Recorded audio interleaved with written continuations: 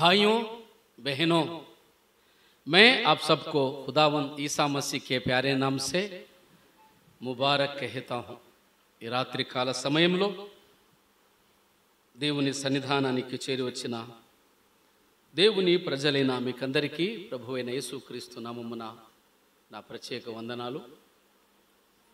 ప్రభు యొక్క మహాకృపను బట్టి మరి అనుకోని విధముగా నేను హైదరాబాదులో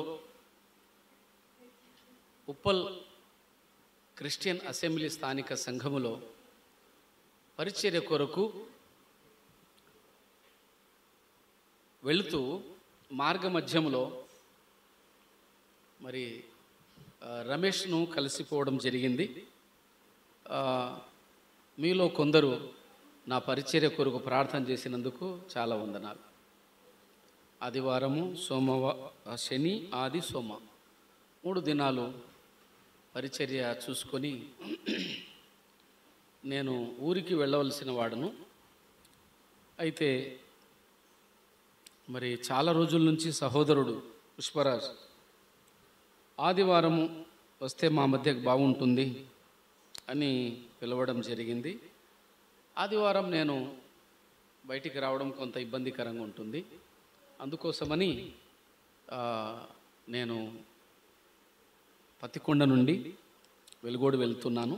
కనుక మార్గ మధ్యంలో ఇలాగున మీతో కలిసి సహవాసం చేయడానికి ఆ ప్రియ ప్రభువు నాకు ఇచ్చిన ఈ శ్రేష్టమైన సమయాన్ని బట్టి నేను ప్రభువును స్తుతిస్తున్నాను. నా సాక్ష్యము క్లుప్తంగా ఒక 2 విషయాల్లో చెప్పి నేను ముందుకు సాగుతా. నా పేరు హుసేన్ బాషా, మాది ఆర్లగడ్డ తాలూకా, సిరివెళ్ళ మండలం. ఇంచుమించు 65% ముస్లిమ్సే ఉన్నారు. నా పేరు హుసేన్ బాషా, మా అమ్మ పేరు అహ్మద్ బి, మా నాన్న పేరు మొహమ్మద్ ఖాసిం. నేను ఒక భక్తి కలిగిన కుటుంబంలో జన్మించాను. మేము ముల్లోళ్ళు అంటే యాజకులు అని తెలుసు కదా. యాజకులు అంటే పూజారులు అని. అటువంటి కుటుంబంలో జన్మించాను. కానీ నా భక్తి జీవితము నా జీవితాన్ని, నా బ్రతుకును మార్చలేదు.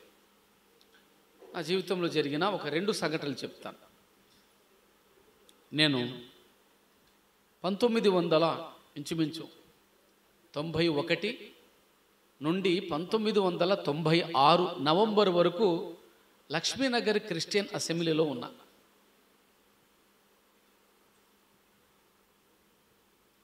మీరు వరప్రసాద్ రెడ్డి సార్ పేరు వినింటారు. ఏడి అప్పుడు అంటే అసిస్టెంట్ డివిజనల్ ఇంజనీర్.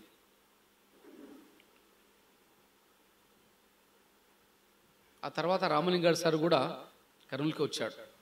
ఆ టైంలో వరప్రసాద్ రెడ్డి సార్ ఇల్లు మీరు చూసినారో లేదో తెలియదు, కృష్ణానగర్లో ఫస్ట్ లైన్లో ఉంటుంది. చాలా పెద్ద ఇల్లు. ఆ ఇంటికి వర్కర్ను నేను, ఆ ఇంటికి వాచ్మెన్ నేను, ఆ ఇంటికి సూపర్వైజర్ కూడా నేనే.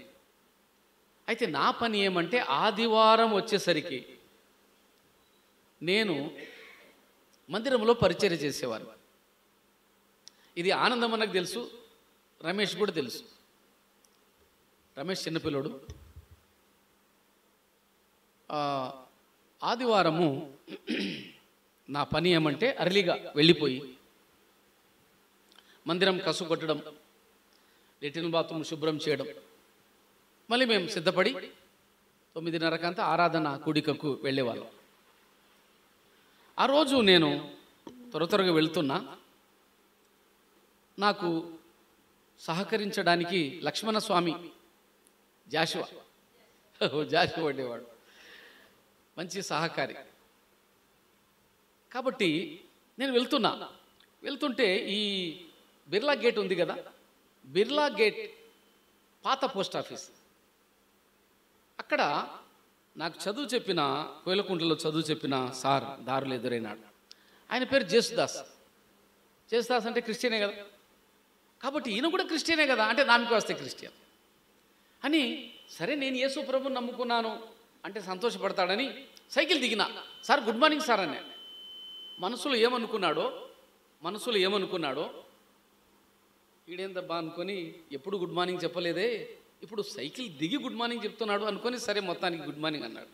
అని ఏమో గెటప్ మార్చినావే అన్నాడు. ఏమో గెటప్ మార్చినావే అన్నాడు. గెటప్ అంటే ఇదే గెటప్ నాది అని, గెటప్ మార్చినావే అన్నాడు. అని నేను సార్ నేను యేసుప్రభుని నమ్ముకున్నా సార్ అన్నా. ఆహా, నువ్వు క్రిస్టియన్ కన్వర్ట్ అయినావా? అవును సార్ అన్నా. ఓ పోవా, ఏం చెప్తున్నావు? నువ్వు అంతా ఊసరి వెళ్ళి మాదిరి రంగులు మార్చే మనిషివి. నేను క్రిస్టియన్ అయినా అంటే, నేను క్రిస్టియన్గా కన్వర్ట్ అయినానంటే నేను నమ్మను పో అని. ఎందుకు తెలుసా? ఇది నా పాత జీవితం. ఏ జీవితము? పాత జీవితం. నేను నిజంగా ఈ స్థలంలో నిలబడి మాట్లాడడానికి అర్హుని కాను. అయితే ప్రభు తన కృపచేత ఈ అర్హత నాకు ఇచ్చాడు. ఇక్కడ విషయం ఏమంటే, చిన్నప్పటి నుంచి నేను చాలా భక్తి గలవాడిని, మంచివాడిని. అయితే నంద్యాలకు వెళ్ళిన తర్వాత చాలామంది చెడ్డ స్నేహితులు నాకు జత అయినారు. సహవాస దోషం అంటారు కదా. కాబట్టి చాలా భయంకరమైన జీవితం. అటువంటి జీవితాన్ని ప్రభు మార్చాడు. ఇంకొక సంఘటన చెప్పి నేను ముందుకు సాగుతాను. పూర్వ విద్యార్థుల సమ్మేళనం అని అప్పుడప్పుడు మీరు పేపర్లు చూస్తుంటారు కదా, పూర్వ విద్యార్థుల సమ్మేళనం. అలాగున్న ఇంచుమించు ఒక 10 సంవత్సరాల క్రితం అనుకుంటా పూర్వ విద్యార్థుల సమ్మేళనం ఏర్పాటు చేసి నన్ను కూడా పిలిచారు రమ్మని. సరే, అది విచిత్రంగా ఆదివారమే పెట్టారు అని ఏదేమైనా పోదాంలే అని ఆరాధన కుడికి చూసుకొని నేను వెళ్ళాను. వెళితే నా స్నేహితులు చాలామంది నన్ను అడిగిన ప్రశ్న ఏమంటే, క్యారే బహుత్ బదల్గాయ తూ, ఏమ్రా చాలా మారిపోయినావే నువ్వు. చెప్తాను నేను. సరే అని నా ఫ్రెండ్ ఒకడు అటు పక్క కూర్చున్నాడు. వాడు అమెరికా నుండి వచ్చి అది చాలా గ్రాండ్గా ఏర్పాటు చేసినారు. ఇట్లే కాదు, మళ్ళా వచ్చే వాళ్ళందరూ కారులో రావాలా, కారులో పోవాలా. సరే అని అక్కడ కూర్చొని వీడియో తీస్తూ నాకు టైం వచ్చింది 5 నిమిషాలు మాట్లాడడానికి. సరే అని నేను వెళ్తుంటే ఈ సంచి ఆడ బెటరా అన్నాడు. ఈ సంచిలో ఖజానా ఉంది అని. ఏముందనే? ఖజానా అంటే తెలుసు కదా అని. ఏమో ఖజానా ఉందంటాడు అనుకుని సర్లేరా అన్నాడు. మొత్తానికి స్టేజ్ మీదకి ఎక్కిన, ఇట్లనే ఒక చిన్న స్టేజీ. మీరు అడుగుతున్న ఒక ప్రశ్న ఏమంటే, ఏమరా చాలా మారిపోయినావే, నీ గురించి వింటున్నాం మేము, నిజమేనా అని. సాయిబులో కూడా కొందరు ఫ్రెండ్స్, క్యారే బహుత్ బదల్గా తూ, చెప్తాను అని నా చేతిలో ఉన్న, నా బైబిల్ సంచిలో ఉన్న బైబిల్ తీసి చూపించిన. ఇది దేవుని పరిశుద్ధ బైబిల్ గ్రంథము. దీన్ని చదవండి. ఈ గ్రంథం నేను చదివాను. ఇది నా జీవితాన్ని, నా బ్రతుకును మార్చింది. మీరు కూడా చదవండి. Thank you. ఎందుకు వచ్చేసి అయిపోయింది. ఇదే నా సాక్ష్యం. ఒకటి నా పాత జీవితం, మరొకటి క్రొత్త జీవితం. సరే, ఒక కీర్తన పాడి వాక్యం చెప్పమన్నారు కనుక ఒక చిన్న సంఘటన చెప్తున్నా, మర్చిపోతానేమో. నేను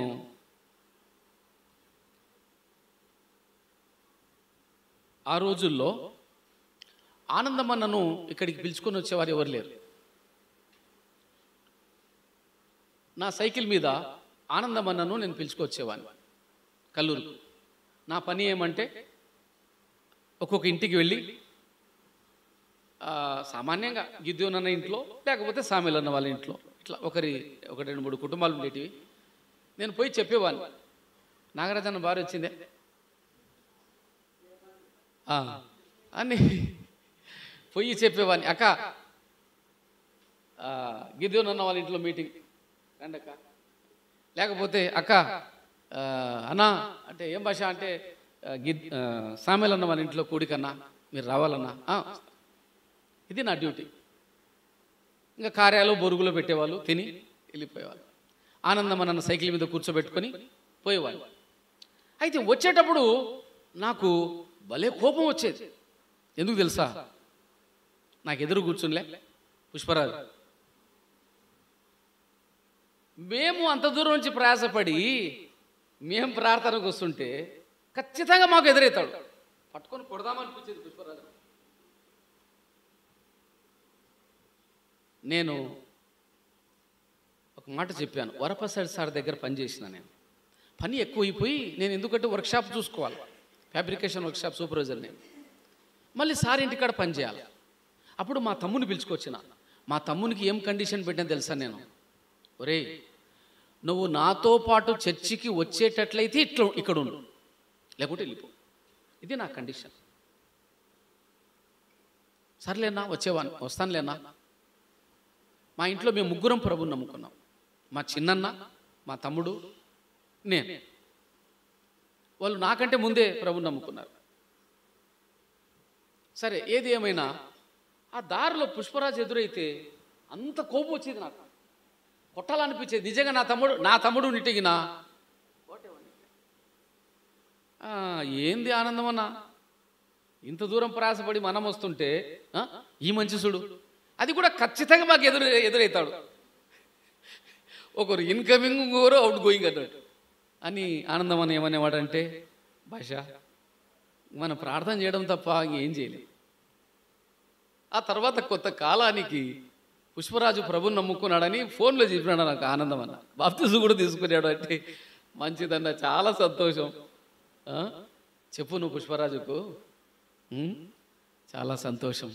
అలాగున మరి ముఖ్యంగా సంఘములో పరిచారకుడుగా ఉండి ఈ సంఘం యొక్క బాధ్యత తీసుకొని సంఘము పట్ల శ్రద్ధ కలిగి ఈ పరిచర్యలో ముందుకు సాగుచుండగా పుష్పరాజు సహోదరుడు మరి సహోదరుని కుటుంబాన్ని ప్రభు ఆశీర్వదించుగాక. ఒక కీర్తన పాడతాను, పాడమన్నారు కనుక పాడతాను. మీకు చిన్న సలహా, నేను సలహా ఇచ్చేవాడిని కానీ మీకు ఆజ్ఞాపించేవాడిని కాదు. మీరు నిజంగా మైకులో పాడాలనుకుంటే సౌండ్ తక్కువ పెట్టుకోండి. సహోదరుల స్వరమే వినపడదు, మీరేమో టాబ్లు వేసిపోతుంది. అది కాదు. నేను హైదరాబాద్ ఉప్పలు వెళ్ళొచ్చాను. సహోదరులు ఎంత చక్కగా పాడుతున్నారంటే అంత చక్కగా పాడుతున్నారు. నాకు హైదరాబాదులో ఇంకా బిర్యానీ తినలే అప్పటికి. నేను రోజు చికెను, మటను, బిర్యానీ పెడుతున్నారు. అప్పటికి ఇంకా తినలే. నాకు అనిపించింది, నిజంగా ప్రభువా ఈ సంఘంలో ఉంటే చాలరానైనా, ఆదివారం ఈ పాటలు వింటే చాలా నాకు కడుపు నిండిపోతుంది. హైదరాబాద్లో చార్మినార్ దగ్గర బిర్యానీ అమ్ముతుంటాడు చూడండి, హోటల్ ఉండే చాలా హోటల్. వాళ్ళు పాడుతుంటే నిజంగా నేను భూమి మీద ఉన్నానా పరలోకంలో ఉన్నానా అనిపించింది. కనుక మీ సౌండ్ తగ్గించుకోండి. మీ సౌండ్ ఎక్కువైనప్పుడు సహోదరుల స్వరం వినపడడం లే. కాబట్టి ఇంకా వాళ్ళు కూడా ఏం చేస్తారు, మూగోళ్ళ మాదిరి కూర్చుంటారు. కాబట్టి సహోదరుల స్వరము వినపడాలి.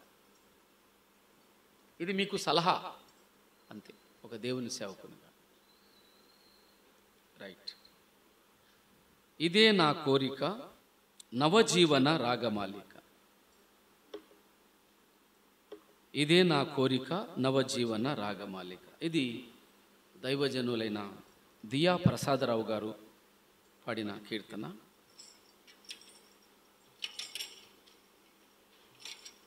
ఇదే నా కోరిక నవజీవన రాగమాలిక. నవజీవన రాగమాలిక. ఇదే నా కోరిక